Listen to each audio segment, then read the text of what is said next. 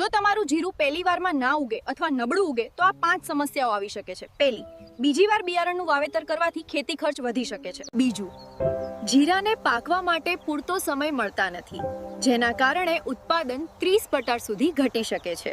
ત્રીજું, જીરું જો નબળું અથવા આગળ પાછળ ઉગે તો પાકમાં પણ સમય આગળ પાછળ થાય છે, જેથી દાણાની સાઇઝ એકસરખી નથી બનતી અને બજારમાં ભાવ ઓછો મળે છે.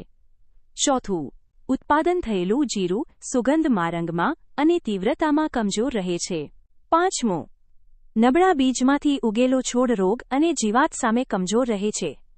તો બધી સમસ્યાથી બચવા માટે વાવો વંદન 44, કારણ કે તે ઉગાવવામાં જુસ્સાદાર અને છોડ શરૂઆતથી જ તંદુરસ્ત રહેશે, જેની સીધી અસર રોગ જીવાત સામે પ્રતિકારકતા અને ઉત્પાદનમાં થશે.